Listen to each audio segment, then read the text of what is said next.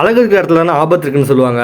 இந்த யானையோட பேர் ராதாகிருஷ்ணன். காட்டு யானையை இப்படி தான் பிடிப்பாங்க. ஸோ ஃபர்ஸ்ட் டைம் இது இவ்வளோ தெளிவாக நம்மளுக்கு வந்து கிடச்சிருக்கு. சார் இது வரைக்கும் 12 பேரை கொண்டிருக்காரு. சார் ரொம்ப அழகாக தான் இருக்காரு, ஆனால் ரொம்ப ரொம்ப டேஞ்சர். நீலகிரி மாவட்டத்தில் இருக்க கூடலூர் சார்ந்த ஓவேலிங்கிற பகுதி தான் சாரோட பிறந்த ஊர். சாரோட ஹேபி என்னன்னா யாரையாவது பார்த்தா மிதிச்சு கொள்றது. இந்த யானையை பிடிக்கிறதுக்காக கூடலூர் மக்கள் பலதரப்பட்ட போராட்டங்கள், கடையடைப்பு, சாலை மறியல் இதெல்லாம் நிறைய நடத்தினாங்க. ஒரு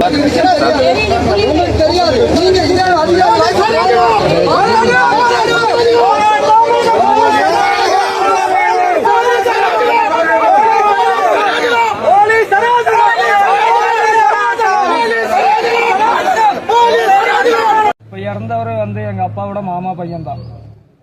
மஞ்சஸ்ரீ எஸ்டேட்டில் இவர் வந்துட்டு சூப்பர்வைசராக இருக்கார். காலையில் இவரும் ஃபீல்டு ஆஃபீஸரும் 2 பேரும் வந்துட்டு பைக்கில் வந்துட்டு வேலைக்கு போயிட்டு இருந்தாங்க. அந்த டைமில் காட்டு யானை வந்துட்டு இவரை வந்து 2 பேர்த்தையும் வந்து வண்டியில் இடித்து தள்ளியாச்சு. அதில் ஒருத்தர் வந்து அடிபட்டு 2 பேரும் அங்கேயே விழுந்துட்டாங்க. ஒருத்தர் விழுந்தவரை மறுபடியும் அங்கேருந்து யானை எடுத்து தூக்கி வீசியாச்சு.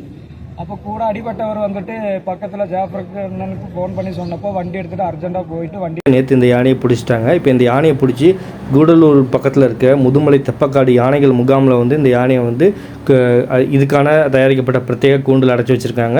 இப்போ இந்த யானையை வந்து ஒரு 15 நாள் கண்காணிப்பு பண்ணதுக்கப்புறம் கழுத்தில் ரேடியோ காலர் மாட்டிக்கிட்டு அடர்ந்த வனப்பகுதியில் கொண்டு போய் விடுறதா சொல்லியிருக்காங்க. அது வந்து ஒருவேளை நீலகிரியில் எங்கேயாவது விடலாம், அப்படி இல்லைன்னா கன்னியாகுமரியில் கொண்டு போய் விடலாம். கன்னியாகுமரி அப்படின்னா ஒருங்கிணைந்த கன்னியாகுமரி மற்றும் திருநெல்வேலி பகுதியில் இருக்க களக்காடு முன்னந்துறை டைகர் ரிசர்வ். ஸோ அங்கே கொண்டு போய் யானை விடலாம்.